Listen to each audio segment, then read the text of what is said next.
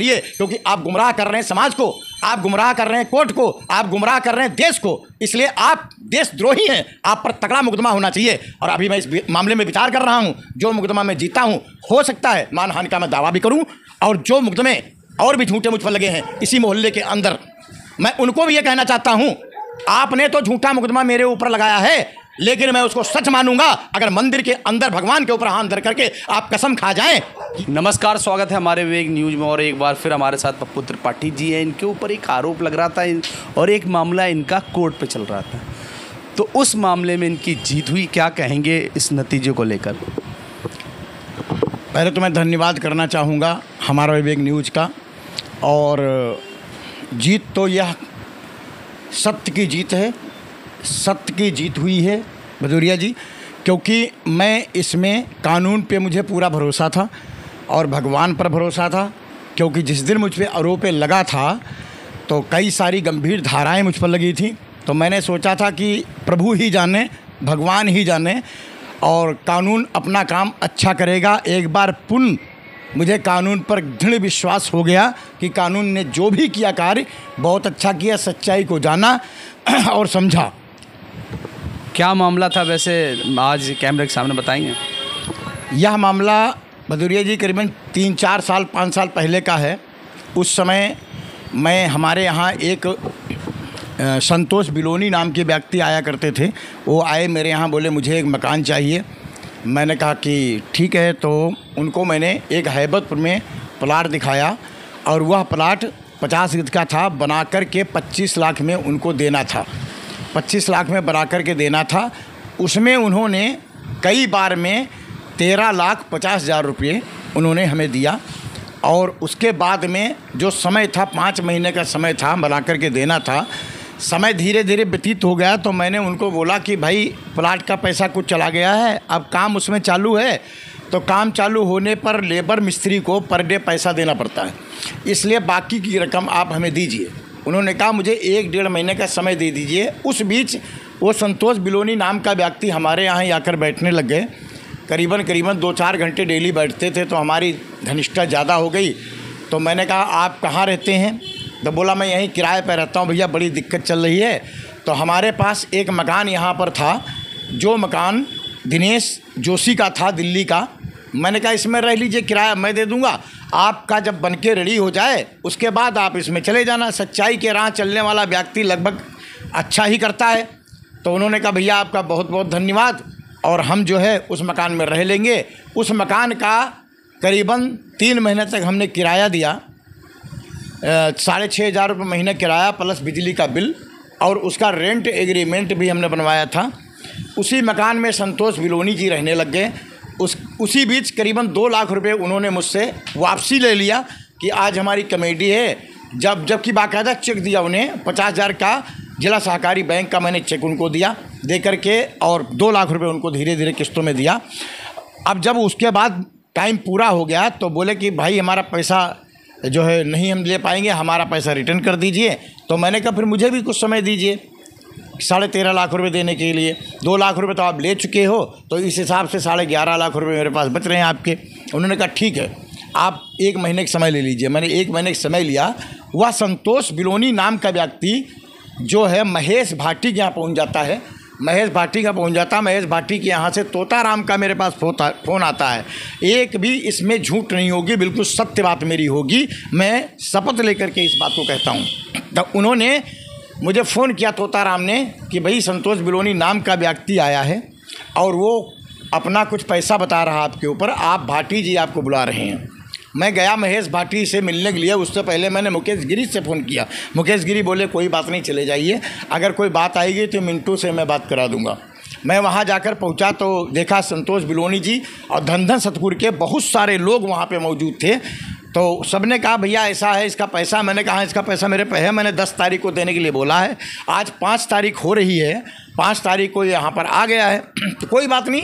तो बोला नहीं मैं पैसा महेश भाटी से लूँगा। महेश भाटी बोले कि मेरी गारंटी, पप्पू त्रिपाठी पैसा दे देंगे। लोगों ने कहा कि भैया 2 लाख रुपए जो तुम्हारे इनके ऊपर हैं, आपके यहाँ बैठता था, कई बार गाड़ी लेकर चला जाता था, तो आप 2 लाख रुपए छोड़ दें। मैं पंचायत की बात को सर माथे रखते हुए सम्मान करते हुए पंचायत का मैंने 2 लाख रुपए वो छोड़ दिया, जबकि साफ लिखित था उनके सामने कि 2 लाख रुपए लिया है। मैंने छोड़ दिया। 13.5 लाख रुपए देने की बात आई। मैं वापसी यहाँ पर आया। उसके बाद हमारे एक मित्र हैं विपिन सिंह भदौरिया, जो इस समय हमारा इंटरव्यू भी ले रहे हैं, वो उनके द्वारा मैंने 1.5 लाख रुपए महेश भाटी के पास पहुंचा दिया, क्योंकि महेश भाटी का फ़ोन आया था कि अगर कुछ पैसा पड़ा दे दीजिए, क्योंकि मकान भी तो खाली करना है, कहीं टोकन में नहीं दे करके अपना मकान लेगा। मैंने कोई बात नहीं, 1.5 लाख रुपये मैंने भिजवा दिया। दूसरे दिन 1 लाख रुपये फिर आ गया। फिर मैंने विपिन सिंह भदौरिया, आकाश तिवारी के हाथों से मैंने भिजवा दिया। 2.5 लाख रुपए पहुंच गया। अब मुझे उनको देना था 11 लाख रुपए।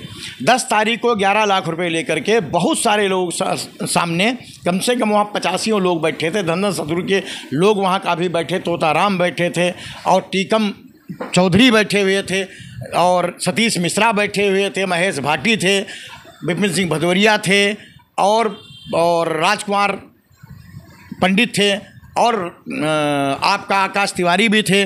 बहुत सारे लोग थे। उनके सामने मैंने 11 लाख रुपए उनको दिए, 4 लाख का चेक दिया और 7 लाख रुपए उनको कैश दिया मैंने। और एक एग्रीमेंट बना, बाकायदा वीडियो उसका बना। वीडियो बनने के बाद में पैसा मैंने दे दिया। बोला मकान मैं 10 दिन बाद खाली करूँगा। लोगों ने कहा भैया 10 दिन का समय दे दीजिए। उस बाद में 10 दिन के बाद फिर 15 दिन हो गए, 20 दिन हो गए, 1 महीना हो गया। उस व्यक्ति ने एक फर्जी एग्रीमेंट बना लिया मेरे नाम से कि यह मकान मैंने ख़रीदा था और मैं इस मकान को सौदा किया हूं और मैंने पैसा भी नहीं लिया अभी तक, और मुझ पे मुकदमा डाल दिया। वह मुकदमा कई सारी धाराओं में हमें मारा पीटा, बहुत सारे मेरे ऊपर आरोप लगाए गए। आरोप लगाने के बाद में वह मुकदमा चला और उसी मुकदमे की जो बात आज आप पूछ रहे हैं, उसी की सच्चाई को कोर्ट ने देखा और कोर्ट ने देखते हुए उस मुकदमे को खारिज कर दिया। सच्चाई की जीत हुई है, ईमानदारी की जीत हुई। इसलिए क्या कहेंगे जो ये कोर्ट में मामला चला आपका, इसको लेकर आपने कितनी परेशानी झेली है और कितनी समस्याओं का सामना करना पड़ा? भदौरिया जी, इसमें तो बहुत सारी समस्याएं हुई हैं। एक तो हमारा सामाजिक जो स्तर था उस पर दाग लगा, लेकिन मैं समाज का धन्यवाद करना चाहूँगा कि किसी ने मुझे गलत नहीं समझा।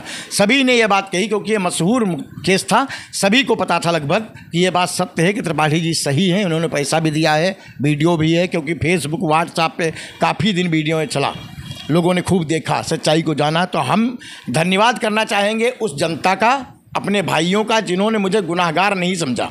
और धन्यवाद करना चाहूँगा अपने जो भी हमारे मित्रगण हैं कि जिन्होंने हमें सही समझा। और धन्यवाद करना चाहूँगा पुलिस का, जो सच्चाई को देखते हुए जो है कोर्ट को अवगत कराने का कार्य किया। और कोर्ट का भी धन्यवाद करना चाहूँगा कि जिसने सच्चाई को समझते हुए मुकदमे को खारिज किया।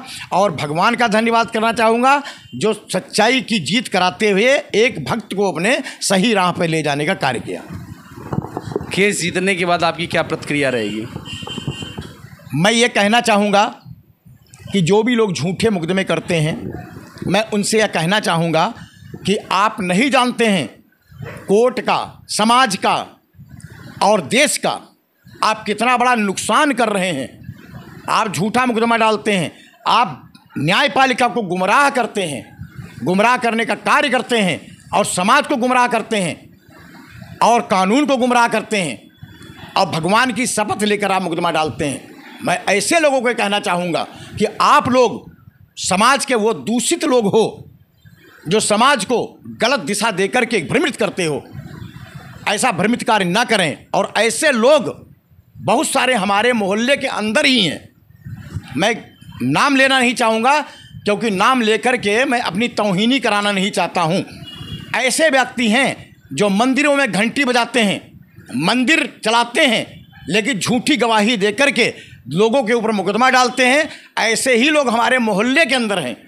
और जो सब प्रबुद्ध लोग हैं, प्रबुद्ध लोगों की ये बात है। मैं ऐसे लोगों को कहना चाहूँगा कि भगवान से डरिए।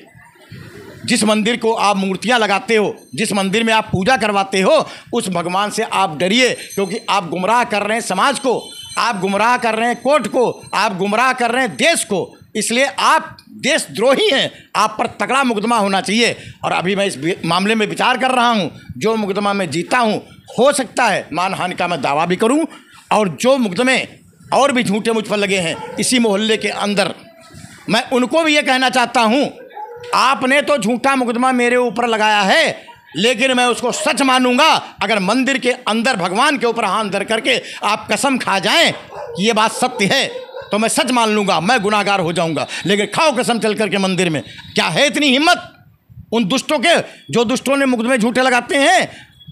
आपके वीडियो के माध्यम से अगर यह वीडियो मेरा वो सुन रहे हैं जो मुकदमे झूठे लगाते हैं, मैं उनको एक कहना चाहूँगा, भगवान के ऊपर हाथ धर करके कसम खा जाए, मैं आपकी बात को सच मान लूँगा। लेकिन अगर आप कसम नहीं खाते हैं तो आप देशद्रोही हैं, कोर्ट को गलत दिशा देते हैं, कोर्ट को भ्रमित करते हैं, देश को भ्रमित करते हैं और न्यायपालिका को भ्रमित करते हैं, समाज को भ्रमित करते हैं। आप समाज के देशद्रोही हैं। ये है समाज की आवाज़ ट्रस्ट के अध्यक्ष पप्पू त्रिपाठी जी, जिन्होंने कोर्ट से जीते हुए केस पे जहां खुशी जाहिर की है, पर वहीं पर केस को लेकर जो सामाजिक कमियां, जो समाज में दिक्कतें आई, उसको अपने शब्दों में बयान भी किया। मैं विपिन सिंह भदौरिया, कैमरामैन सुनील जी के साथ।